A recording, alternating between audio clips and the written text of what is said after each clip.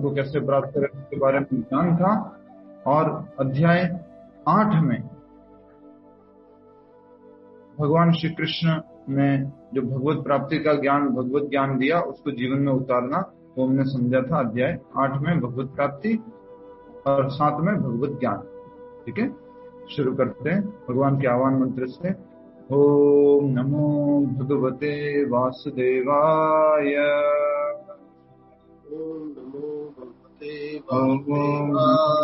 भगवते वासुदेवाय।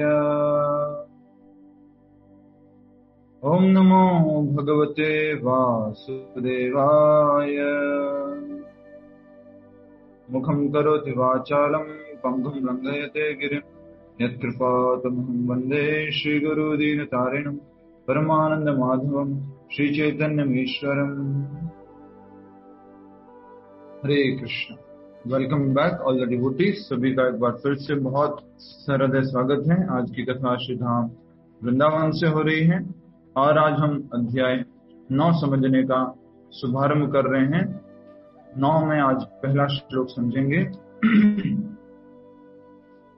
अध्याय 8 के अंत में भगवान ने बताया था किस प्रकार से एक व्यक्ति भक्ति मार्ग का स्वीकार करता है और उसको वेदों के अध्ययन का, यज्ञ करने का, दान करने का, तपस्या करने का, सबका फल भक्ति करने से मिल जाता है। वेदेषु यज्ञेषु तपस्या चैव। अगर वो भक्ति करेगा उसको वेद पढ़ने का, यज्ञ करने का, तपस्या करने का, दान करने का, सबका फल भक्ति करने से मिल जाता है। ये हमने 8वें अध्याय के अंत में समझा था। तो 9वें अध्याय में भगवान बताने जा रहे हैं उस भक्ति की महत्वता को, भक्ति कितनी महत्वपूर्ण है, उस भक्ति के ज्ञान को जिसका अभ्यास करने से हम मुक्त हो सकते हैं। इस 9वें अध्याय में भगवान उसी से शुभारंभ करेंगे। अध्याय 9। और अगर अपने पास इसका महात्म्य रेडी है तो बहुत अच्छा होगा। महात्म्य है, अध्याय 9 का महात्म्य पढ़ेंगे, फिर हम श्लोक संख्या 1 करेंगे। अध्याय 9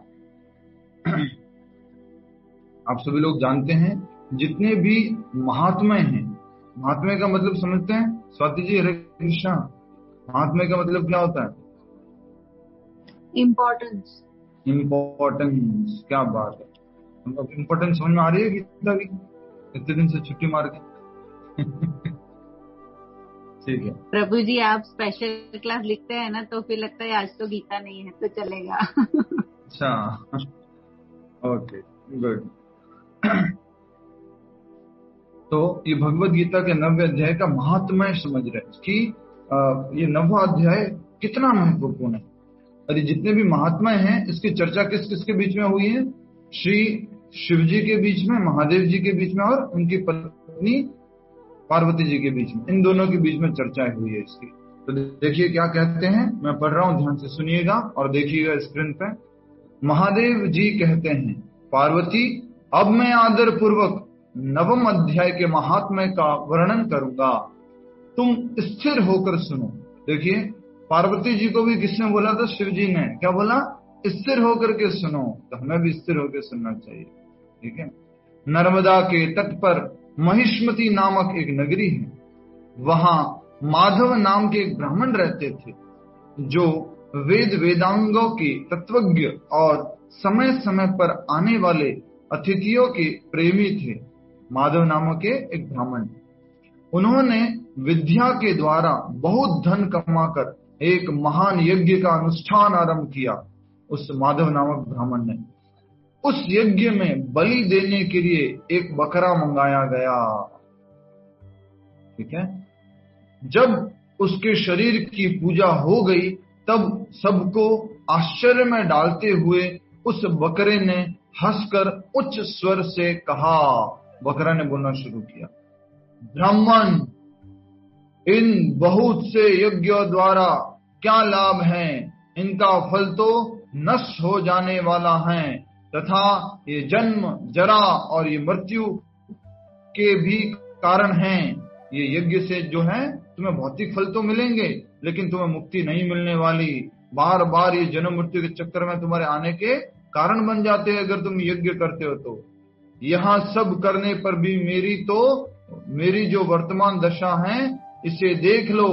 बकरे के इस अत्यंत कौतूहलजनक वचनों को सुनकर यज्ञ मंडप में रहने वाले सभी लोग बहुत ही विस्मित हुए। तब वे यजमान ब्राह्मण हाथ जोड़ अपलक नेत्रों से देखते हुए बकरे को प्रणाम करके श्रद्धा और आदर के साथ पूछने लगे। क्या हुआ था, शॉर्ट में बताइए रेखा मल्होत्रा माता जी, क्या हो गया था, जल्दी से बता दीजिए क्या हो गया था।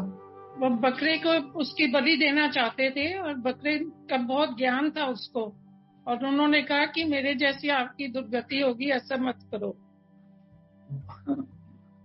देखो इसे सुना करो ना अच्छे से।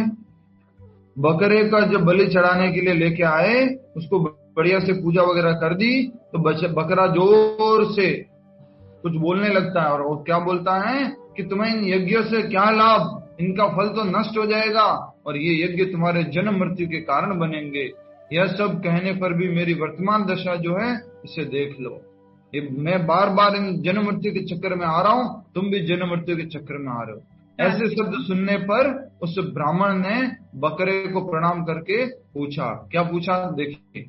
ब्राह्मण बोले, आप किस जाति के थे, आपका स्वभाव और आचरण कैसा था, तथा किस कर्म से आपको बकरे की योनि प्राप्त हुई, यह सब मुझे बताइए। अब बकरा बोलता है, बकरे को पूछा ब्राह्मण ने कि तुम किस जाति के थे, क्या स्वभाव था, कैसा आचरण था और किस कर्म से आप बकरे की योनि को प्राप्त हुए, मुझे बताइए। बकरा बोला, ब्राह्मण, मैं पूर्व जन्म में ब्राह्मणों के अत्यंत निर्मल कुल में उत्पन्न हुआ था। ब्राह्मण के जन्म में पैदा हुआ था। ये जो बकरा था ये ब्राह्मण की कुल में पैदा हुआ था पिछले जन्म में। समस्त यज्ञों का अनुष्ठान करने वाला और वेद विद्या में प्रवीण था। एक दिन मेरी स्त्री ने भगवती दुर्गा की भक्ति से विनम्र होकर अपने बालक के रोग की शांति के लिए बलि देने के निमित्त मुझसे एक बकरा मांगा। कुछ समझ में आया? अपने बालक की तबीयत के लिए, ठीक करने के लिए, भगवती को अर्पण करने के लिए उसकी पत्नी ने उनसे बोला कि एक बकरा चाहिए। बकरा मांगा। तत्पश्चात वह चंडिका के मंदिर में वह बकरा मारा जाने लगा। उस समय उसकी माता ने मुझे शाप दिया, उस बकरे की मां ने शाप दिया। ओ ब्राह्मणों में नीच पापी, तू मेरे बच्चे का वध करना चाहता है, इसलिए तू भी बकरे की योनि में जन्म लेगा। तो इस बार जो बकरा था वो कौन था? पिछले जन्म में ब्राह्मण था। द्विज श्रेष्ठ, तब कालवश मृत्यु को प्राप्त होकर मैं बकरा हुआ। तो मृत्यु जब समय आया, काल के अनुसार जब समय आ गया तो मैं मृत्यु हुई और मैं अब क्या बन गया हूँ? बकरा बन गया हूँ। ये बात कौन किसको कह रहा है? ये बात कौन किसको कह रहा है? जल्दी से बताइए। जलपा खनी माता जी। हाँ प्रभु जी, हरे कृष्ण। वो ब्राह्मण को बोल रहा है बकरा। बकरा कौन था पिछले जीवन में? ब्राह्मण था। यस। तो अभी जो ब्राह्मण है, जो बलि चढ़ाने जाने वाला था महिष्मती नगर का राजा माधव, ब्राह्मण माधव, उसको ये बकरा कह रहा है। ठीक है। अब क्या हुआ? यद्यपि मैं पशु योनि में पड़ा हूं तो भी मुझे पूर्व जन्मों का स्मरण बना हुआ है। ब्राह्मण, यदि आपको सुनने की उत्कंठा हो तो मैं एक और भी आश्चर्य की बात बताता हूँ। कुरुक्षेत्र नाम का एक नगर है जो मोक्ष प्रदान करने वाला है। वहां चंद्र शर्मा नामक एक सूर्यवंशी राजा राज्य करते थे। एक समय जबकि सूर्य ग्रहण था, राजा ने बड़ी श्रद्धा के साथ काल पुरुष का दान करने की तैयारी की। उन्होंने वेदांगों के पारगामी एक विद्वान ब्राह्मण को बुलवाया और पुरोहित के साथ वे तीर्थ के पावन जल से स्नान करने को चले। तीर्थ के पास पहुंचकर राजा ने स्नान किया और 2 वस्त्र धारण किए। फिर पवित्र एवं प्रसन्न चित्त होकर उन्होंने श्वेत चंदन लगाया और बगल में खड़े हुए पुरोहित का हाथ पकड़कर तत्कालोचित मनुष्यों से घिरे हुए अपने स्थान पर लौट आए। आने पर राजा ने यथोचित विधि से भक्तिपूर्वक ब्राह्मण को काल पुरुष का दान किया। तब काल पुरुष का वह हृदय चीर कर उसमें से एक परमात्मा चांडाल प्रकट हुआ। फिर थोड़ी देर के बाद पापात्मा एक काल पुरुष का हृदय चीर कर उसमें से एक पापात्मा चांडाल प्रकट हुआ। फिर थोड़ी देर के बाद निंदा भी चांडाली का रूप धारण करके काल पुरुष के शरीर से निकली और ब्राह्मण के पास आ गई। इस प्रकार चांडालों की वह जोड़ी आंखें लाल किए निकली और ब्राह्मण के शरीर में हठात प्रवेश करने लगी। ब्राह्मण मन ही मन गीता के 9वें अध्याय का जप करते थे और राजा चुपचाप यह सब कौतुक देखने लगे। ब्राह्मण के अंतःकरण में भगवान गोविंद शयन करते थे, वे उन्हीं का ध्यान करने लगे।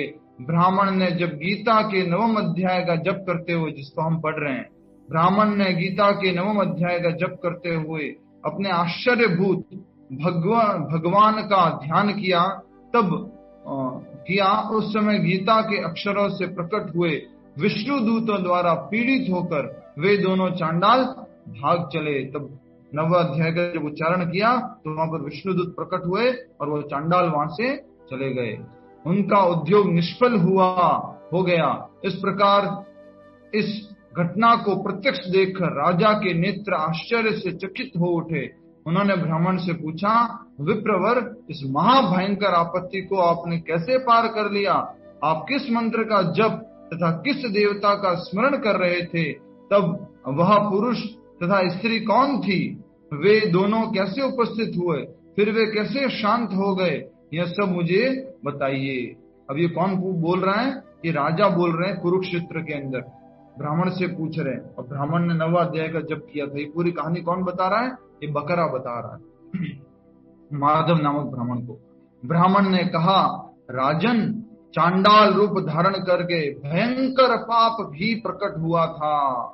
पाप प्रकट हुआ था खुद, तथा वह स्त्री निंदा थी, निंदा की साक्षात मूर्ति थी। तो भयंकर पाप पुरुष और उसकी पत्नी निंदा साक्षात मूर्ति थी। निंदा समझ गए ना?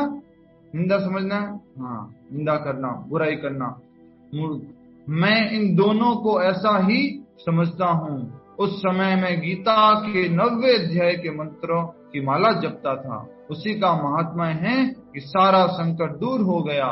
महीपते, मैं नित्य ही गीता के 9वें अध्याय का जप करता हूँ। उसी के प्रभाव से प्रति ग्रह जनित आपत्तियों से पार हो सका हूँ। यह सुनकर राजा ने उसी ब्राह्मण से गीता के 9वें अध्याय का अभ्यास किया। फिर वे दोनों ही परम शांति मोक्ष को प्राप्त हो गए। यह कथा सुनकर ब्राह्मण ने बकरे को बंधन से मुक्त कर दिया और गीता के 9वें अध्याय के अभ्यास से परम गति को प्राप्त किया। इसी प्रकार गीता के 9वें अध्याय का महात्म्य पूर्ण हुआ। समझ में आया आप सभी को कितना महत्वपूर्ण है भगवत गीता के श्लोक उच्चारण? आज ही मंदिर में एक माता जी आए थे, अपने क्लास में से थे, वो पूछ रहे थे, प्रभु जी मेरा बेटा रात को चिल्लाता है, ये कुछ हो जाता है, वो कुछ हो जाता है, क्या क्या हो सकता है? ये भूत है, प्रेत है, क्या है? मैंने कहा भगवान का नाम जप करते हैं और इन सब का कोई प्रभाव नहीं होता। ये बहुत ही महत्वपूर्ण हमने 9वें अध्याय का महात्म्य पढ़ा। अब हम आगे इस 9वें अध्याय के पहले श्लोक से शुरू कर रहे हैं। एक बात समझ में आ गई आप सबको? पिछले जन्म में वो ब्राह्मण था और अगले जन्म में क्या बन गया था? बकरा। थोड़ा सा इस बात को समझिएगा, लॉजिक समझिए, हरि बोल, लॉजिक समझिए। और सब लोग, वो बकरा रेडी था किसके लिए? मृत्यु के लिए। उसको पूजा भी कर दी थी, सब कुछ कर दिया था, उसका बलि चढ़ने वाला था। लेकिन ब्राह्मण ने क्या किया? फिर डिसीजन चेंज कर दिया कि अब कथा सुनने के बाद नहीं मारा उसको। वैसे का वैसे ही ध्यान से सुनिए। एक कोई गाय है, कोई जानवर है, उसको हम इस जीवन में मारते हैं, अगले जीवन में वो मनुष्य बन जाता है और हम वो जानवर बन जाते हैं।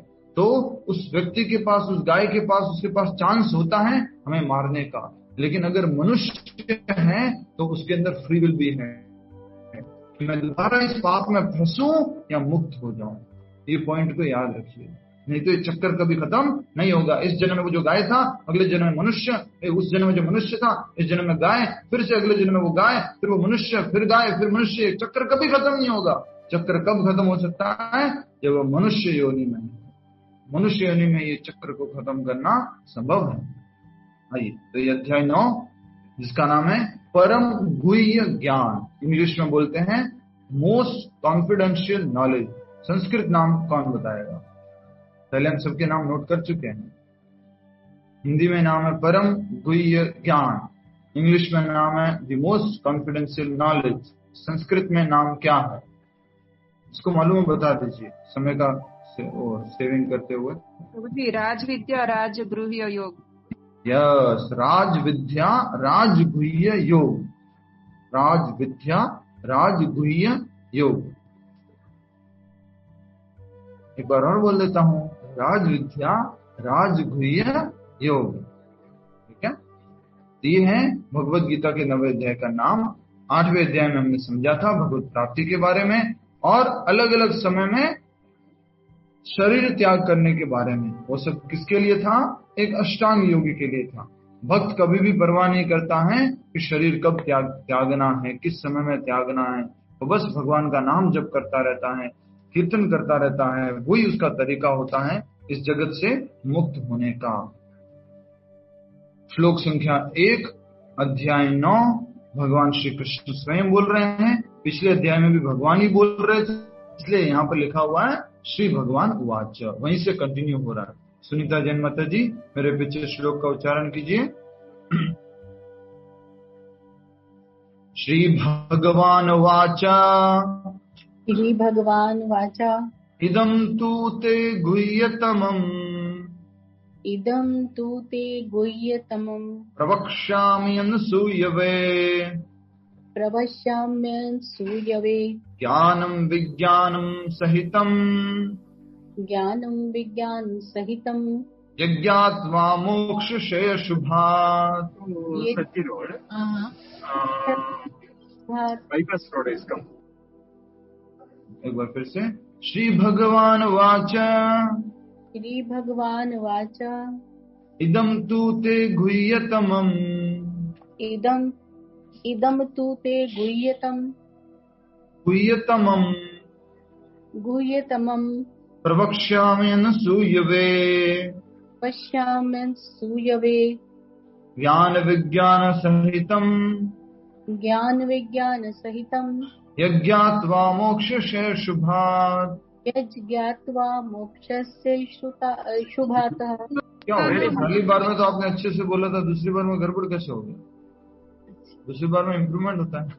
हाँ जी, ठीक है। श्री भगवान वाचा, श्री भगवान वाचा, इदं तु ते गुह्यतमम्, इदं तु ते गुह्यतमम्, प्रवक्ष्यामि अनसूयवे, भी तमिल पड़ेगी।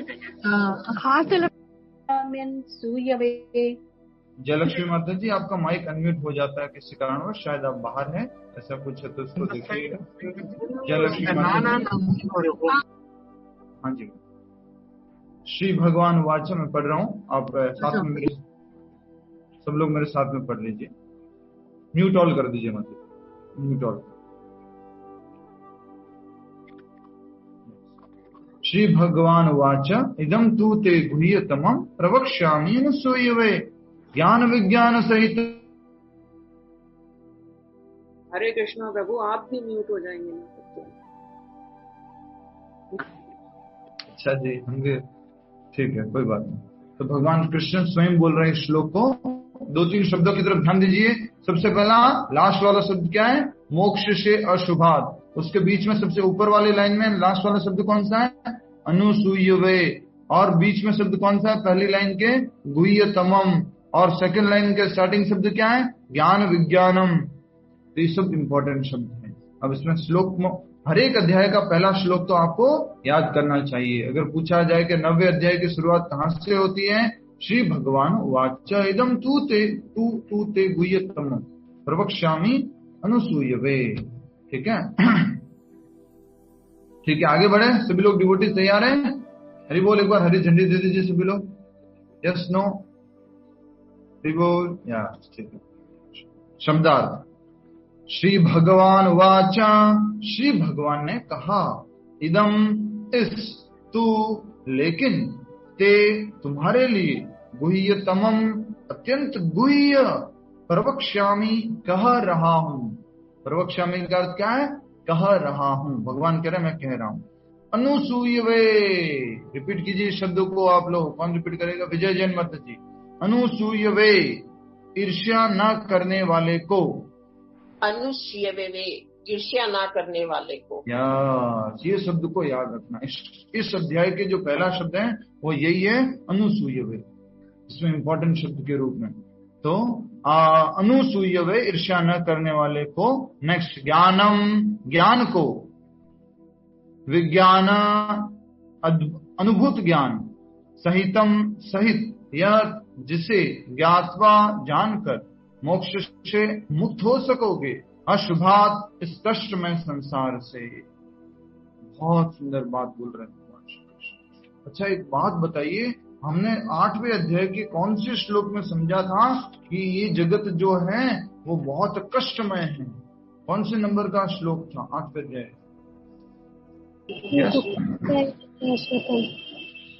माता जी, दुःखालयम शाश्वतम करके श्लोक, करके श्लोक था, नंबर पूछा था। 8वें अध्याय का 15वां श्लोक। सभी लोग ध्यान से समझिए। 8वें अध्याय के 15वें श्लोक में भगवान ने क्या बोला था? ये जगत दुखालय है, यहाँ पर दुख ही दुख मिलता है, और हर कोई वस्तु क्या है? अशाश्वतम है। सुख हो या दुख हो, सब कुछ टेम्परेरी है।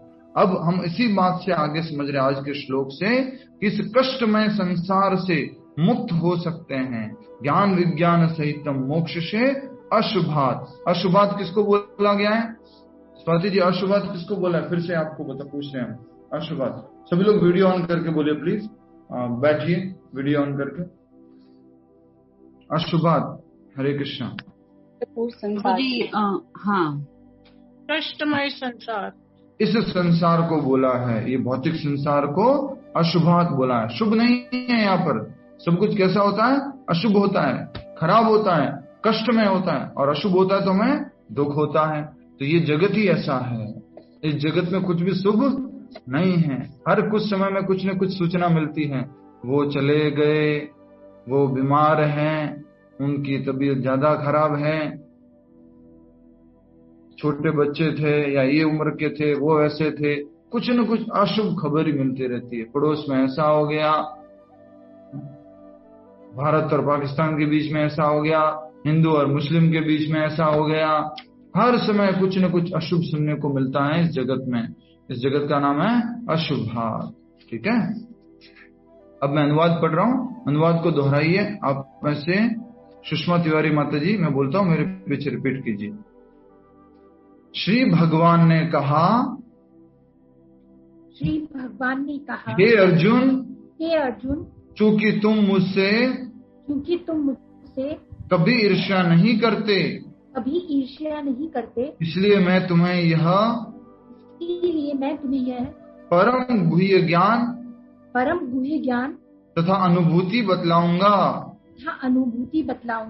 जिसे जानकर तुम संसार के सारे क्लेशों से मुक्त हो जाओगे। यस, इस दुनिया में हर कोई व्यक्ति क्या चाहता है? क्लेशों से मुक्ति।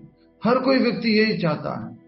वो कैसा भी क्लेश हो, चाहे बच्चों की पढ़ाई से संबंधित क्लेश हो, या फिर कुछ घर बनने का क्लेश हो, गाड़ी का क्लेश हो, कुछ भोजन का क्लेश हो, शरीर में जो दुख आ गए, कष्ट आ गए, बीमारियों का क्लेश हो, कुछ भी क्लेश हो, हर एक व्यक्ति क्लेश से मुक्ति चाहता है। तो भगवान एक सॉल्यूशन दे रहे हैं, मोक्ष से अशुभात, अशुभ से मुक्ति हो जाएगी। क्या करने से अशुभ से मुक्ति हो जाएगी? सुनिए ध्यान से। श्री भगवान ने कहा, हे अर्जुन, चूंकि तुम मुझसे कभी ईर्ष्या नहीं करते। सबसे पहले तो क्या बोला भगवान ने? तुम मुझसे ईर्ष्या नहीं करते। ईर्ष्या करने के लिए कौन सा शब्द उपयोग किया गया है? भावना साहू जी, ईर्ष्या करने के लिए क्या शब्द उपयोग किया है?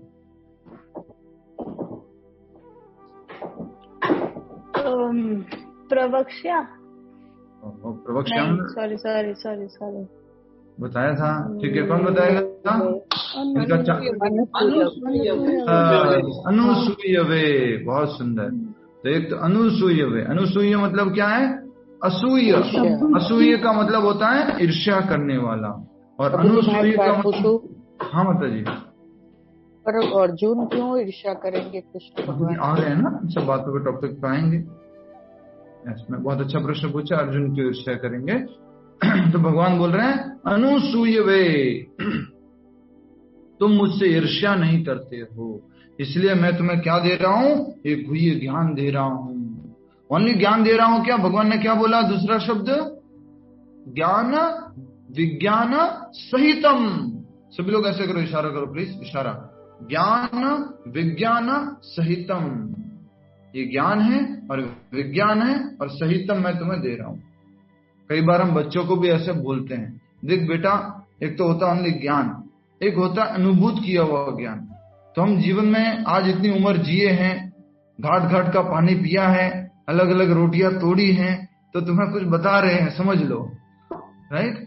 तो वो मेरा अनुभव है जीवन का, उसको समझ लो, जीवन के अनुभव को। हम कई बार हम ऐसे समझाते हैं बच्चों को। उसी प्रकार भगवान कह रहे हैं कि ज्ञान और विज्ञान सहित मैं तुम्हें ये ज्ञान दे रहा हूं, प्रवक्ष्यामि, मैं तुम्हें कह रहा हूं। उससे क्या हो जाएगा? मोक्ष से अशुभात, तुम्हारी सबकी जो इस अशुभ जगत है, इस भौतिक जगत से, क्लेशों से, संसार के मुक्ति हो जाएगी सदा सदा के लिए। हम सब लोग इस संसार से क्या चाहते हैं? बोलिए, मुक्ति चाहते हैं। क्लेशों से क्या चाहते हैं? मुक्ति चाहते हैं। भगवान वही सॉल्यूशन दे रहे हैं।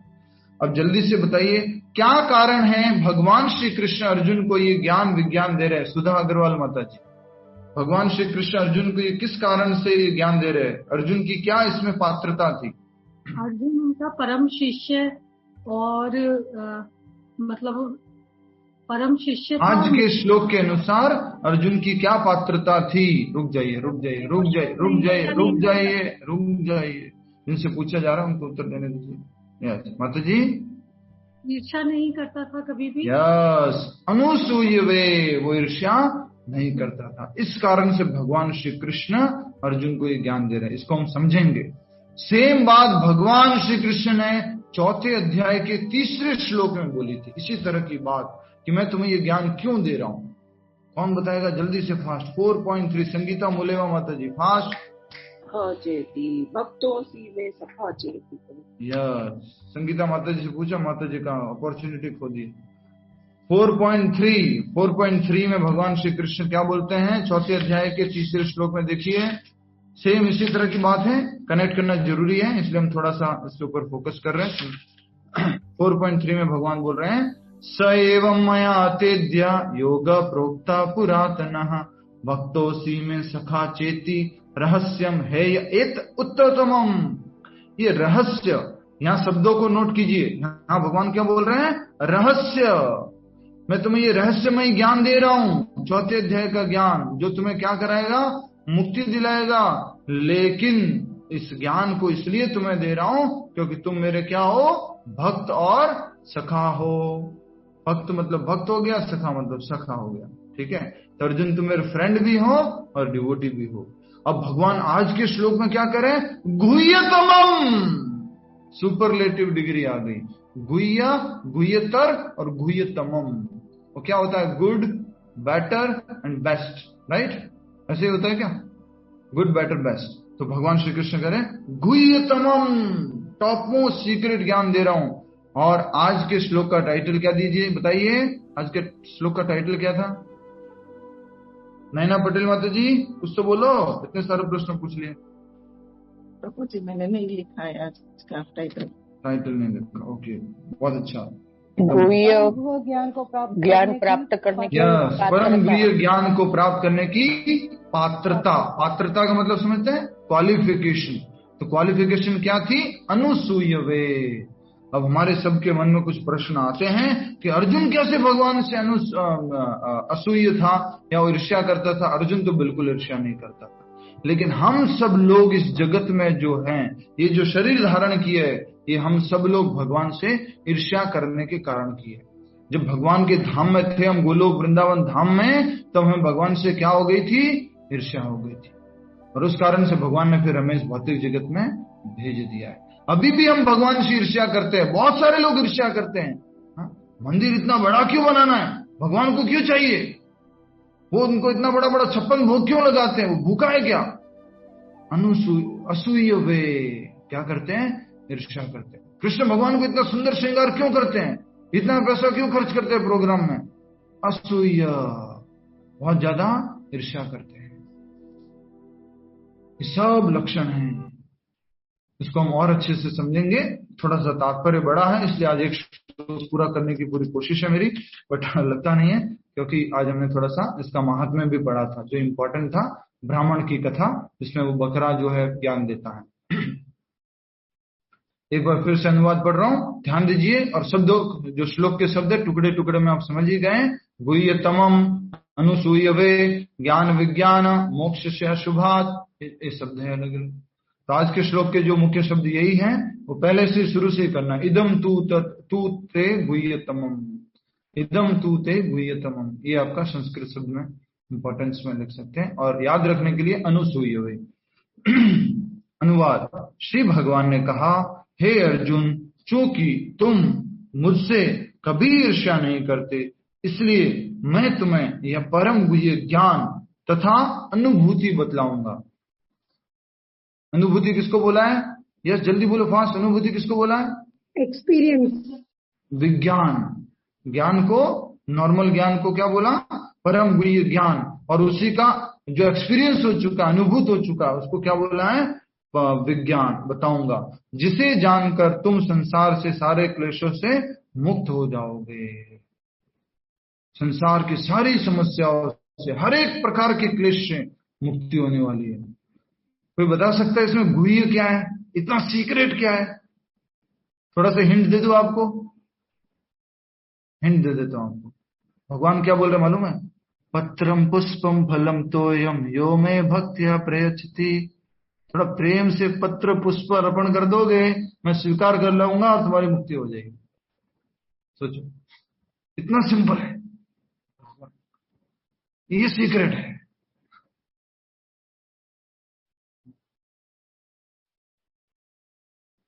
तो भगवान श्री कृष्ण इस अध्याय में ऐसी ऐसी बहुत सुंदर बात बताने वाले। तो जिसे जानकर संसार के सारे क्लेशों से मुक्त हो जाओगे। फिर से मैं बोल रहा हूं, याद रख लीजिए पूरे श्लोक को। ज्ञान विज्ञान दे रहे हैं भगवान, थ्योरेटिकल नॉलेज और प्रैक्टिकल नॉलेज, जिससे क्या होगा? हमेशा हमेशा के लिए संसार के सारे क्लेशों से मुक्ति हो जाएगी, जिसे उस ज्ञान को समझकर भगवान दे रहे हैं। अर्जुन को किस लिए दे रहे हैं? क्योंकि वो भगवान से ईर्ष्या नहीं करता था।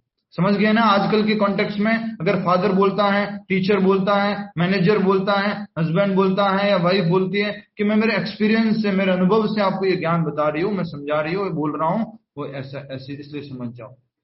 एक तो होता है थ्योरेटिकल नॉलेज। कैसा होता है थ्योरेटिकल नॉलेज? यहां से जाओ, यहां से जाओ, यहां से जाओ, यहां से जाओ, यहां से जाओ, मुक्ति मिल जाएगी, बाहर निकल जाओगे। पर वो आदमी क्या कह रहे हैं? मैं खुद गया हूं इस रास्ते से, मैं गया हूं इस रास्ते से, तो तुम्हें बता रहा हूं कि इससे जो है ऐसे मोक्ष मिल जाएगा, मुक्ति मिल जाएगी। ज्ञान विज्ञान सहितम, बहुत इंपॉर्टेंट श्लोक है ये। इसके ऊपर प्रभुपाद जी के बहुत सारे प्रवचन है इस श्लोक के ऊपर। तात्पर्य श्रील प्रभुपाद जी द्वारा। श्रील प्रभुपाद की जय। तात्पर्य, जय बोलने में शर्माओ मत प्लीज, थोड़ा उत्साह के साथ जय। तात्पर्य, जो भक्त भगवान के विषयों में अधिकाधिक सुनता है, त्यो तो वह आत्म प्रकाशित होता है। जितना अधिक भगवान के बारे में सुनेगा, उसका सेल्फ इल्यूमिनेशन अर्थात कि उसके अंदर में ज्ञान बढ़ता जाएगा। और आत्म प्रकाश होने से वो कैसे कार्य करेगा? कृष्ण भावना भावित कार्य करेगा। समझ में आ गया ना आपको? जितना अधिक सुनेंगे उतना ज्यादा हमारा हृदय जो है शुद्ध होता जाएगा, आत्म प्रकाशित होता जाएगा, और ज्ञान हमारे जीवन में फिर वो विज्ञान बन जाएगा, जितना अधिक सुनेंगे। नेक्स्ट, यह श्रवण विधि श्रीमद् भागवत में इस प्रकार अनुमोदित है। श्रवण विधि की महत्वपूर्ण बातों को समझिए। भागवत पुराण में बताया गया, एक होती है भगवत गीता और एक होती है श्रीमद् भागवत पुराण। दो चीजें हैं, आपको क्लियर है पहले ही। भगवत गीता में 18 अध्याय 700 श्लोक है। श्रीमद् भागवत पुराण में कितने अध्याय हैं? लगभग भूल गए? 18,000 अध्याय, 12 श्लोक, 12 स्कंद और 18,000 श्लोक है। बहुत सुंदर। तो भागवत पुराण में कहा गया है, भगवान के संदेश शक्तियों से भगवान के संदेश शक्तियों से पूरित होते हैं, जिनकी अनुभूति तभी होती है जब भक्तजन भगवान संबंधी कथाओं की परस्पर चर्चा करते हैं। इसे मनोधर्मियों या विद्यालयीन विद्वानों के सानिध्य से नहीं प्राप्त किया जा सकता, क्योंकि ये अनुभूत ज्ञान विज्ञान है। तो भगवान के जो संदेश होते हैं, भगवान का जो मैसेज होता है, वो शक्तियों से भरा हुआ होता है। इसको ज्ञानी लोग नहीं समझ सकते। कौन समझ सकते हैं? ओनली भक्त लोग समझ सकते हैं। सरल भाषा में ये लिखा हुआ है, ठीक है। भक्त लोग ही समझ सकते हैं जब वो भगवान की कथाओं की आपस में चर्चा करते हैं। आपस में चर्चा करने से भगवान की कथाओं के महत्व को, उसकी शक्ति को समझ सकते हैं। नेक्स्ट, भक्तगण परमेश्वर की सेवा में निरंतर लगे रहते हैं। भगवान उस जीव विशेष की मानसिकता तथा निष्ठा से अवगत रहते हैं जो कृष्ण भावना भावित होता है, और उसे ही वे भक्तों के सानिध्य में कृष्ण विद्या को समझने की बुद्धि प्रदान करते हैं। ये सब 90 अध्याय की ही कुछ श्लोक की बातें हैं जो यहाँ पर शॉर्ट में बताई जा रही है। समझ में आया आपको सबको? तात्पर्य की लाइन समझ में आ गई कि मैं समझाऊं फटाफट? बोलो, साथ में पढ़ लिया करो। वापस बताता हूं, देख लीजिए आप सभी के लिए। भक्तगण परमेश्वर की सेवा में निरंतर लगे रहते हैं, हमेशा भगवान की सेवा में लगे रहते हैं। सततम कीर्तयन्तोमा, भगवान उस जीव विशेष की मानसिकता तथा निष्ठा से अवगत रहते हैं। जो भक्ति करता रहता है उसकी मानसिकता से और भगवान के उसकी निष्ठा से भगवान अवगत रहते हैं, भगवान जानते हैं, ठीक है। जो कृष्ण भावना भावित होता है, ऐसे भक्त के बारे में जानते हैं भगवान, और उसे ही वे भक्तों के सानिध्य में कृष्ण विद्या को समझने की बुद्धि प्रदान करते हैं। ददामि बुद्धि योगम तम, भगवान ऐसे व्यक्ति को ही जो थोड़ा बहुत श्रद्धा रखता है, कृष्ण भावना भावित है, उसको क्या देते हैं? भक्तों का सानिध्य। और भक्तों के सानिध्य में हमें क्या मिलती है? बुद्धि, जिससे हम क्या समझते हैं? कृष्ण विद्या। ये सब किसके बारे में लिखा हुआ है? शर्मा के बोल दो एक बार, शर्मा के बोल दो। मेरे बारे में, हमारे बारे में, राइट, हमारे बारे में बोला गया। हम जो कृष्ण विद्या, कृष्ण को समझने का प्रयास कर रहे हैं, भगवान ने उनके लिए भक्तों की संगति इकट्ठी की, और साथ में भक्त लोग आपस में क्या समझ रहे हैं? भगवान के इस दिव्य ज्ञान को समझ रहे हैं, और उसके लिए भगवान बुद्धि प्रदान करते हैं। ददामि बुद्धि योगम तम। सोचो, अकेले घर में बैठकर गीता पढ़ते तो समझ में कुछ आता? बुद्धि भगवान दे रहे हैं, ददामि बुद्धि योगम तम, भक्तों की संगति में। नेक्स्ट लाइन, कृष्ण की चर्चा अत्यंत शक्तिशाली है, और यदि सौभाग्यवश किसी को ऐसी संगति प्राप्त हो जाए, हरि बोल हरि बोल हरि बोल, सौभाग्यवश अगर किसी को ऐसी संगति प्राप्त हो जाए, कैसी संगति? जिसमें कृष्ण की चर्चा चलती हो। कितनी शक्तिशाली है? तो एक बार बता दो, किसी को एक जना उत्तर दे दो बस। कृष्ण की शक्ति, कृष्ण की चर्चा कितनी शक्तिशाली है? कौन बताएगा? अत्यंत ऐसे नहीं, उत्तर देना, एग्जैक्ट उत्तर। कितनी शक्तिशाली है? अपार शक्ति। कितनी शक्तिशाली? अनलिमिटेड। मुझे बताइए।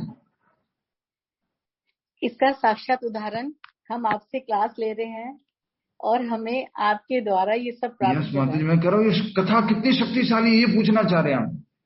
अगर कृष्ण की कथा कर रहे तो कितनी शक्तिशाली है? मोक्ष से अशुभात, इतनी शक्तिशाली है ये। कृष्ण की कथा कितनी शक्तिशाली है? मोक्ष दिलाने वाली है, मोक्ष प्रदायिनी है कृष्ण की कथा, इतनी शक्तिशाली। मोक्ष से, कृष्ण की कथा मोक्ष प्रदान कर सकती है, कृष्ण प्रेम प्रदान करने में इतनी ताकत है। इस दुनिया से अगर कोई बड़ा सा हाई फाई मशीन लेके आकर भी उसमें हमारे को बिठा देना, बोले जाओ इस दुनिया से बाहर निकलो, बम, तो वो शक्ति कुछ काम नहीं करेगी। परमाणु बम लगा ले हमारे पीछे, बोले चलो यहाँ से भागो, इस भौतिक जगत से बाहर चले जाओ, जा सकते हैं? नहीं जा सकते। परमाणु बम लगा दिया, एक रॉकेट में डाल दिया अपने को, बोले इस भौतिक जगत से बाहर निकलो, संभव नहीं है। एकमात्र शक्ति है वो भगवान की कथा में। तो भगवान की कथा में इतनी शक्ति है, तो उस शक्ति से हम जो है इस भौतिक जगत से बाहर निकल सकते हैं, मोक्ष से अशुभा। ठीक है, नेक्स्ट। यदि सौभाग्यवश किसी को ऐसी संगति प्राप्त हो जाए और वह इस ज्ञान को आत्मसात करे, दोनों बातें, हरि बोल। सौभाग्यवश किसी को ऐसी संगति मिल जाए और उस ज्ञान को आत्मसात करे। आत्मसात करना मतलब क्या हुआ, कौन बताएगा? संगीता मुलेवा माता जी, कहाँ ध्यान है आपका? जब देखो तब इधर उधर उधर उधर, 3 से 4 तो फिक्स हो जाओ ना कम से कम। बताइए, कौन बताएगा? एब्जॉर्ब करना उसको अपने अंदर। क्या लक्ष्मी माता जी, आपका माइक अनम्यूट हो जाता है, बार बार चेक करो। क्या लक्ष्मी माता? हाँ माता जी, चेक करो, देखो कब आपका माइक अनम्यूट हो जाता है। ठीक है, तो बात क्या हो रही थी कि उसको ज्ञान को जीवन में पालन करना है, समझकर जीवन में उतारना है। गीता के 90 अध्याय में ये लिखा है, 7 अध्याय में ये लिखा है, 8 अध्याय में ये लिखा है, सब मालूम है मुझे, लेकिन उसका एप्लीकेशन भी होना है, उसको जीवन में उतारना। उसको क्या बोलते हैं? विज्ञान। ठीक है, भगवान खुद विज्ञान बता रहे हैं जो पालन किया जा सकता है। दुनिया में बहुत सारे लोग क्या बोलते हैं, एक बात तो बताओ जो गीता में प्रैक्टिकल है। वो हम सब कुछ प्रैक्टिकल है। 4 अध्याय में भी भगवान ये बोल रहे थे, मैं इस परम योग विज्ञान जो 4 अध्याय में बोला था, ज्ञान दे रहा हूं। आगे बढ़ते हैं, इस लाइन को अंडरलाइन कर लीजिए प्लीज, आपके पेंसिल हो तो पेंसिल से अंडरलाइन कर लो। यदि सौभाग्यवश किसी को ऐसी संगति प्राप्त हो जाए और वह इस ज्ञान को आत्मसात करे तो वह आत्म साक्षात्कार की दिशा में अवश्य प्रगति करेगा, आगे जरूर बढ़ेगा। कृष्ण अर्जुन को अपनी अलौकिक सेवा में उच्च से उच्च स्तर तक उत्साहित करने के उद्देश्य से इस 90 अध्याय में उसे परम गुह्य बातें बताते हैं, जिन्हें इसके पूर्व उन्होंने अन्य किसी से प्रकट नहीं किया था। ये सारी बातें किसको बता रहे? पहली बार अर्जुन को बता रहे हैं, गुह्यतमम, सारा गुह्य ज्ञान दे रहे हैं अर्जुन को। और क्या कह रहे हैं? जिससे कि अर्जुन, कृष्ण अर्जुन को अपनी अलौकिक सेवा में उच्च, अलौकिक सेवा, इस पे ध्यान दीजिए, अलौकिक आध्यात्मिक सेवा, भगवान की सेवा में उच्च से उच्च स्तर पर लेके जाना चाहते हैं, आगे से आगे बढ़ा। प्रभु जी, पहले तो आपने 1 माला बोला था, 1 बहुत है ना, अब आपने 2 बोल दिए, अब 3 बोल रहे हो, अब 4 बोल रहे हो। भक्त चाहते हैं कि आप क्या करो, आगे बढ़ो, आगे बढ़ो, अलौकिक सेवा में और समय दो। बहुत ही इंपॉर्टेंट रियलाइजेशन यहाँ पर आता है, इस बात को समझते हुए कि भगवान श्री कृष्ण अर्जुन को दिव्य ज्ञान दे रहे हैं, अलौकिक सेवा में उच्च से उच्च बढ़ने का उत्साहित कर रहे हैं, और इस 90 अध्याय में उसे परम गुह्य बातें बताते हैं, जिन्हें इसके पूर्व उन्होंने अन्य किसी से प्रकट नहीं किया था। इस ज्ञान को स्वयं भगवान श्री कृष्ण अर्जुन को दे रहे हैं। ज्ञान विज्ञान सहित हम सब लोगों को भी समझने की जरूरत है। मोक्ष का ज्ञान इस भगवद गीता में, प्रैक्टिकल ज्ञान इस भगवद गीता में। अधिक से अधिक समय आपका किसमें जाना चाहिए? भगवान का कीर्तन, नाम जप आदि में जाना चाहिए। अभी एक भक्त का संदेश आया था, हमने कुछ शब्द में लिख के भेजा था, उन्होंने पोस्टर में बताया था, रिप्लाई किया था कि ऐसे लोगों से दूर रहना चाहिए जो आपको कृष्ण से दूर लेके जाए। ऐसे लोगों से दूर रहना चाहिए जो आपको कृष्ण से दूर लेके जाए। कितना इंपॉर्टेंट। हम लोग सब लोगों की संगति कर लेते हैं, लोग बोलते हैं उस आधार पर कुछ कार्य कर लेते हैं, नहीं नहीं, हमें ऐसे लोगों की संगति से दूर रहना जो आपको कृष्ण से दूर ले। ठीक है, तो यही भगवान श्री कृष्ण ज्ञान दे रहे हैं। पूरा तात्पर्य आप कहें तो पढ़ लें, अब जल्दी जल्दी होने वाला, आप ज्यादा आगे डिटेल में नहीं है। क्या कहेंगे आप? 10 मिनट दे सकते हैं और? यस, ठीक है, ओके। नेक्स्ट पैराग्राफ, सभी लोग ध्यान, जहां पर भी समझ में नहीं आए पूछने का आपका अधिकार है और सुनने का आपका कर्तव्य है। हरे कृष्ण। भगवद गीता का प्रथम अध्याय शेष ग्रंथ की भूमिका जैसा है। ठीक है, अब शुरू का कैसा है, आगे की पहला अध्याय आगे क्या होने वाला है उसकी भूमिका है। द्वितीय तथा तृतीय अध्याय समझ लीजिए, आपको अच्छा लगेगा ये समझने के बाद। द्वितीय तथा तृतीय अध्याय में जिस आध्यात्मिक ज्ञान का वर्णन हुआ है वह गुह्य कहा गया है। दूसरे में और तीसरे अध्याय में जो ज्ञान है उसको क्या बोला गया है? गुह्य। अच्छा, आपके पास ये प्रश्न आएगा क्विज में, ठीक है? गीता के अलग अलग अध्यायों में किस प्रकार का ज्ञान बताया गया है। पहले अध्याय भूमिका है, दूसरा तीसरा अध्याय गुह्य ज्ञान है। भगवत गीता के विभिन्न अध्यायों में किस प्रकार का ज्ञान बताया गया है।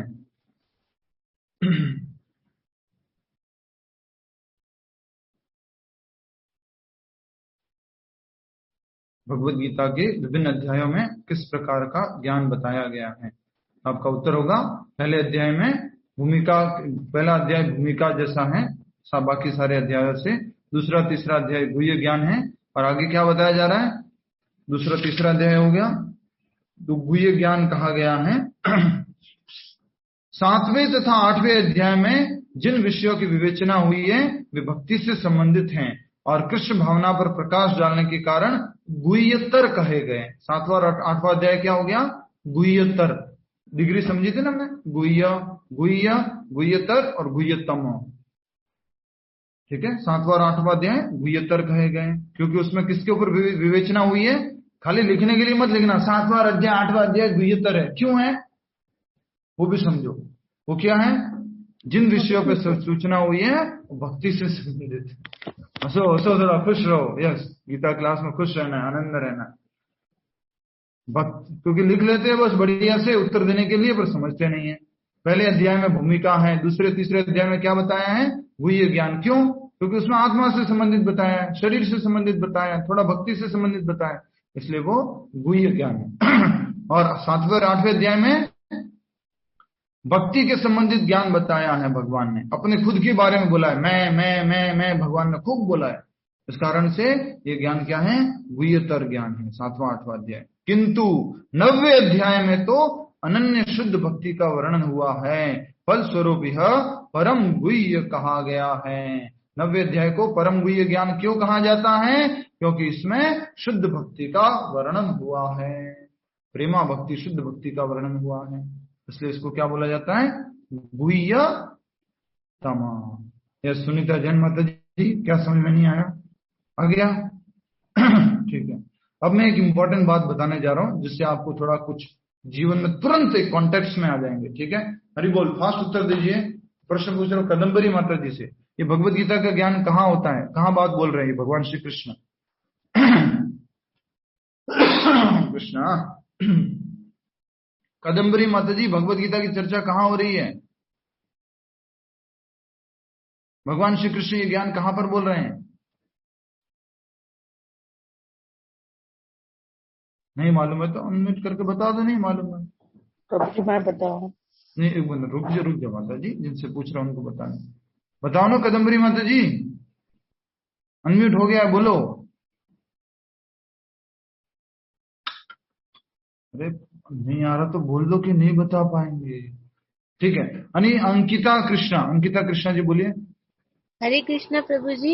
ये ज्ञान प्रभु अर्जुन को कुरुक्षेत्र धर्म क्षेत्र में दे रहे हैं। कुरुक्षेत्र के युद्ध स्थल में वहां पर ज्ञान दे रहे। युद्ध के सामने कौन खड़े हुए, कौरव। पीछे की तरफ कौन खड़े हुए, पांडव। बीच में कौन खड़े हैं, भगवान श्री कृष्ण और अर्जुन का ये रथ खड़ा हुआ है बीचों बीच दोनों सेनाओं के मध्य। पहले अध्याय में हमने समझा था, प्रथम स्थाप्य में च्युता, बीचों बीच ये रथ खड़ा हुआ है और भगवान श्री कृष्ण भगवत गीता का ज्ञान दे रहे हैं। क्यों ज्ञान देने की जरूरत पड़ी थी इस ज्ञान का? संगीता मूल्य माता जी, फिर से नंबर आ गया आपका।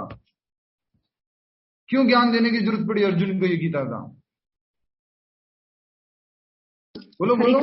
हाँ, हरे कृष्ण। क्योंकि अर्जुन बहुत विचलित था, उसे पता ही नहीं था कि क्या करना चाहिए। यस, अर्जुन बहुत विचलित हो चुका था, भाव विभोर हो चुका था कि मैं इन कौरवों को मारूं जो कि अपने सगे संबंधित हैं, या नहीं मारूं, मैं क्या करूं, उसको बिल्कुल भी समझ में नहीं आ रहा था। सरल भाषा में बोले तो उसको ये मालूम नहीं पड़ रहा था कि मैं क्या करूं, क्या कर्तव्य है मेरा, उसको मालूम नहीं पड़ रहा था। ठीक है, अब सोचिए, हरि बोल, हरे कृष्णा। अब भगवान ये क्या ज्ञान दे रहे हैं? 8वें अध्याय में भगवत ज्ञान, 9वें अध्याय में भगवत प्राप्ति। वो युद्ध करने के बारे में कुछ बोलना चाहिए ना भगवान को, ये सब क्या बोल रहे हैं भगवान? हरि बोल, सभी लोग ध्यान से समझिए इस बात को। भगवान कृष्ण हायर प्रॉब्लम सॉल्व कर रहे हैं। बोलो सभी, हाथ ऊपर करो, हाथ। भगवान कृष्ण क्या कर रहे हैं? हायर प्रॉब्लम सॉल्व कर रहे हैं। लोअर प्रॉब्लम क्या होगी, ऑटोमेटिक सॉल्व हो जाएगी।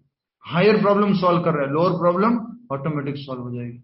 आप सब लोग भी प्रभु जी के पास जाते हो, मंदिर में जाते हो, इस्कॉन मंदिर वगैरह में, प्रभु जी मेरा बेटा, प्रभु जी मेरे बहू, प्रभु जी मेरा ये, प्रभु जी मेरा वो, आप चर्चा करते हो। प्रभु जी क्या बोलते हैं, चैंट हरे कृष्णा। अरे इससे क्या मतलब, मेरा बहू मेरा बेटा, वो समस्या का समाधान कैसे होगा?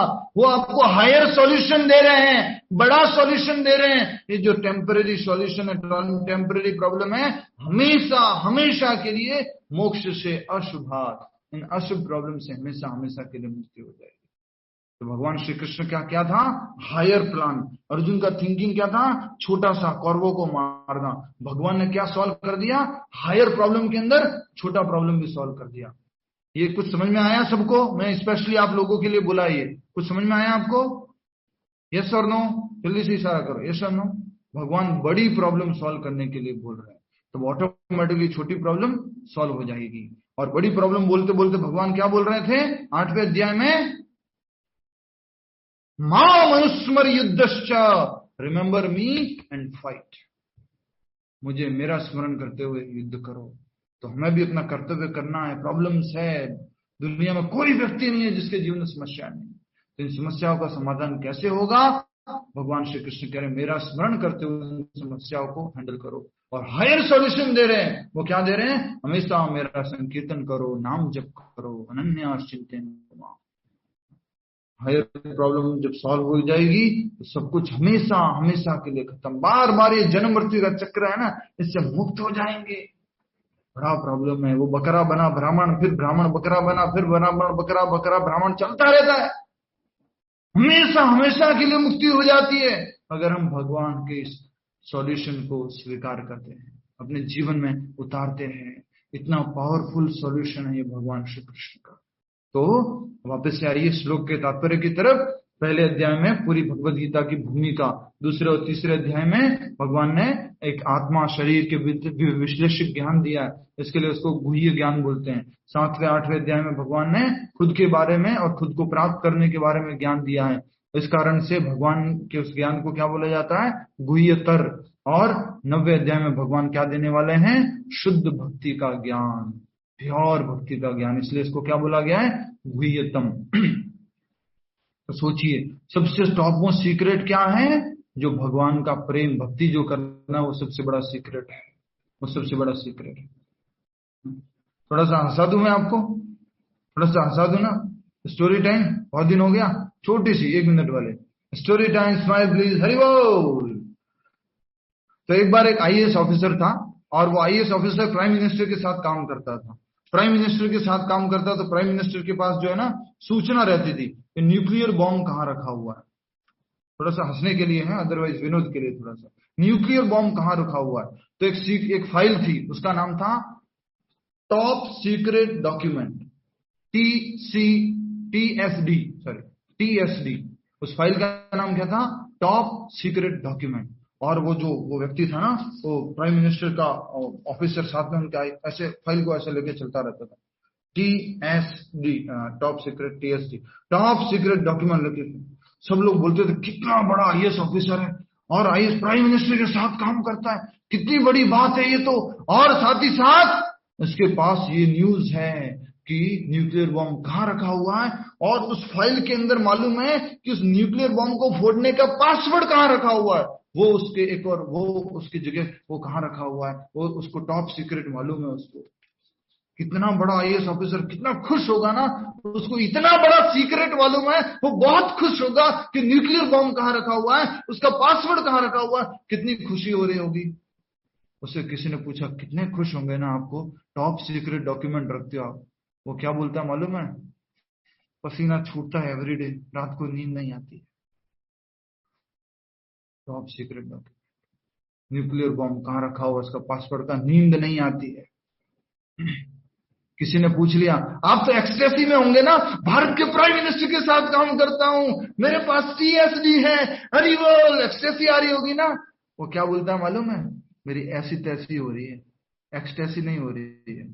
क्या बोला, एक्सटेसी को हिंदी में थोड़ा ऐसे कर दे तो एक्सटेसी, ऐसी तैसी, राइट। वो क्या बोल रहा है, मेरी ऐसी तैसी हो रही है, एक्सटेसी नहीं हो रही, मैं तो रेजिग्नेशन लेटर दे चुका हूं कि मुझे और काम नहीं करना इस डॉक्यूमेंट की फाइल के साथ में।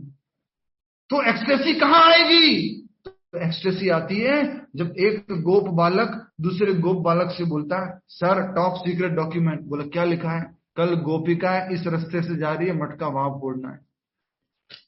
बोल ये टॉप सीक्रेट डॉक्यूमेंट है। कल भगवान श्री कृष्ण यहां पर जा रहे हैं और वहां गायों के साथ में बांसुरी बजाने वाले हैं। Top secret document. ये जानने के बाद क्या आता है? एक्सेसी, आनंद आता है। ये जानने के बाद ऐसी तैसी होती है क्या, कृष्णा कृष्णा कल वहां पे माखन चुराने वाले, बचा दो, किसी को मालूम नहीं पड़ना चाहिए। ये जानने के बाद खुशी मिलती है, आनंद मिलता है। ये एक्सटेसी है। दुनिया का टॉप सीक्रेट धन भी रख लोगे ना कि मेरे पास टॉप सीक्रेट धन है, टॉप सीक्रेट डायमंड है, तो आपकी क्या होगी बोलो? खुशी आएगी कि ऐसी तैसी होगी? सोचो, ये भौतिक जगत है, बहुत इंपॉर्टेंट बात है। टॉप सीक्रेट TSD रखता हूं मैं, IAS ऑफिसर हूं, प्राइम मिनिस्टर के साथ काम करता हूं। बहुत एक्सटेसी में होंगे ना, बहुत खुशी हो रही। नहीं सर, बहुत ऐसी तैसी होती है। ठीक है, तो यही समझने के लिए मैंने बोला था। आगे बढ़ते हैं। तो 9वें अध्याय में इसलिए बताया ये परम गुह्य ज्ञान है, और इसलिए क्योंकि ये भगवान के संबंधित शुद्ध भक्ति के बारे में वर्णन करता है। ठीक है, जिसे कृष्ण का यह परम गुह्य ज्ञान प्राप्त है, हरि बोल, जिसे कृष्ण का यह परम गुह्य ज्ञान प्राप्त है वह दिव्य पुरुष है। अतः इस संसार में रहते हुए भी उसे भौतिक क्लेश नहीं सताते। जिसको ये ज्ञान हो गया ना, इस जीवन में रहते हुए भी वो कभी दुखी नहीं होगा। मोक्ष से अशुभात, सारी अशुभ चीजों से उसकी क्या हो जाएगी? मुक्ति हो जाएगी। जीवन जीते जी, प्लीज अंडरस्टैंड, कृष्णा तो बड़ी बड़ी बातें कर रहे हैं, आज का क्या होगा? आज खुश रहोगे। कई बार लोग आप लोगों को प्रश्न पूछ रहे हैं, क्या फ्यूचरिस्टिक बातें करते रहते हो, अगला जीवन सुधर जाएगा, मोक्ष मिल जाएगा, ये हो जाएगा, एंजॉय करना, आज एंजॉय कर। तो भगवान आपको उत्तर क्या देना है? ये भक्ति लिख लीजिए अपने उत्तर में, bhakti for today, for tomorrow and the future. Bhakti for today, tomorrow and the future. भक्ति आज के लिए है, कल के लिए है और भविष्य के लिए है। भक्ति मात्र भविष्य के लिए नहीं है, इस बात को समझ जाना। आगे 9वें अध्याय के ही दूसरे श्लोक में भगवान इसको बोलने वाले हैं। लोग क्या समझते हैं, आगे जाके खुशी मिलेगी, इसलिए अभी दुखी होते रहते हैं। हरे कृष्ण कृष्ण कृष्ण हरे हरे, हरे राम राम राम हरे। अभी दुखी होते रहते हैं क्योंकि इनको आगे खुशी चाहिए। नहीं, आज भी खुशी मिलती है। जब चैंटिंग करते हैं तो भी आज भी खुशी मिलती है, कीर्तन में आज भी खुशी मिलती है, प्रसाद पाते हैं आज भी खुशी मिलती है। कल चीड़ा दही महोत्सव था, आप सभी ने घर में चीड़ा दही बनाया होगा, नहीं बनाए तो आज बना लेना। सिंपल रेसिपी है, दही और पोहा को आपस में मिलाना है। एक नमक वाला बना सकते हैं और एक शक्कर वाला या गुड़ वाला बना सकते हैं। ऊपर से टॉपिंग्स आपको जो कुछ डालना है डाल सकते हैं, नहीं बनाए तो बना लेना, ठाकुर जी को भोग लगा देना। कल का फेस्टिवल था, पानी हटी चीड़ा दही, बहुत सुंदर वृंदावन में नौका विहार हुआ था कल, वो वीडियो भी देख लेना, ग्रुप में डाला था, बहुत सुंदर था। ठीक है, आप लोगों को मैं इनवाइट कर करके थक गया। आना था निर्जला एकादशी को, आइए आइए आइए, बस ओनली 6-7 डिवोटीज आए थे। सुबह 9 से लेकर रात को 9 बजे तक 12 घंटे का अखंड नाम जप हुआ था। हरि बोल। अभी स्कोर तो आने वाले है, कल स्कोर में सुनूंगा आप सबसे। ठीक है, पूरा कर लेते हैं। आई थिंक ये पैराग्राफ तक करके समाप्त करते हैं। 2 पैराग्राफ और रह गए हैं, उसको हम कर लेंगे आराम से। तो वो दिव्य पुरुष है जिसको ये ज्ञान मालूम है, और वो जीवन जीते जी भी भौतिक क्लेश उसको नहीं सताते हैं, वो मुक्त हो जाते हैं। भक्ति रसामृता सिंधु में कहा गया है कि जिसमें भगवान की प्रेमा भक्ति करने की उत्कृष्ट इच्छा होती है, जिसके अंदर भगवान की प्रेमा भक्ति करने की उत्कृष्ट इच्छा होती है, वह भले ही इस जगत में बद्ध अवस्था में रहता हो, किंतु उसे मुक्त मानना चाहिए। जिसके अंदर इच्छा भी है भगवान की प्रेमा भक्ति करने की, उसको जगत में रहते हुए भी मुक्त मानना चाहिए, मोक्ष प्राप्त किया हुआ मानना चाहिए। इतना ज्यादा पावरफुल है भगवान की प्रेमा भक्ति। अगर भगवान की प्रेमा भक्ति के प्रति अगर उसकी उत्कृष्ट इच्छा है तो इतना ज्यादा पावरफुल है भगवान की प्रेमा भक्ति, भगवान की भक्ति। ठीक है, इसी प्रकार भगवत गीता के 10वें अध्याय में हम देखेंगे कि जो इस प्रकार लगा रहता है वह मुक्त पुरुष है। इस प्रकार जो अगर भक्ति में लगा हुआ है तो उसको क्या कहा गया है? मुक्त पुरुष कहा गया। किस प्रकार से? अगर कोई भगवान की दिव्य प्रेमा भक्ति में, कृष्ण भावनामृत में अगर लगा हुआ है तो वो मुक्त पुरुष है। ठीक है। दूसरा प्रश्न आएगा आपके, लिख लीजिए, जीते जी मुक्त कैसे रह सकते हैं? जीते जी मुक्त कैसे रह सकते हैं भक्ति रसामृत सिंधु के अनुसार? जीते जी मुक्त कैसे रह सकते हैं भक्ति रसामृत सिंधु के अनुसार? जीवन मुक्तस्य उच्यते यहाँ यस्य हरिदास से कर्मणा मनसा गिरा। जीते जी मुक्त कैसे रह सकते हैं भक्ति रसामृत सिंधु के अनुसार? बहुत ही दिव्य आनंद आ रहा है आप लोगों से मिलकर के। बहुत दिनों बाद ये कथा की चर्चा हो रही है, खूब आनंद आ रहा है। तो आप ये उत्तर जो तात्पर्य में लिखा हुआ है वो इसका उत्तर है। जो भगवान श्री कृष्ण की प्रेमा भक्ति के प्रति उत्कृष्ट इच्छा रखता है वो जीते जी मुक्त है। जो भगवान श्री कृष्ण की प्रेमा भक्ति के प्रति उत्कृष्ट इच्छा रखता है, प्रेमा भक्ति करता है, वो जीते जी मुक्त है। जीवन जीते जी मुक्त है। आप सभी लोग 110 लोग ज्वाइन किए हैं। मैं आप सबसे रिक्वेस्ट करता हूँ एवरीडे ज्वाइन करो। एवरीडे नया अध्याय शुरू हुआ है, सबको लिंक भेज दो वापस से। परम गुह्य ज्ञान बता रहे हैं भगवान। आप हेडिंग डालो टॉप सीक्रेट और सबको भेज दो। Top secret knowledge, most confidential knowledge, और सबको रिक्वेस्ट करो आप ज्वाइन करो भगवद गीता के इस कार्यक्रम को। ठीक है। कल से फिर हम पूरा एकदम रेगुलर उस स्पेस में गीता के अध्याय को शुरू कर देंगे और फिर आप लोग अच्छे से पूरे समझ पाएंगे। बहुत दिव्य बातें आगे हम समझने वाले हैं।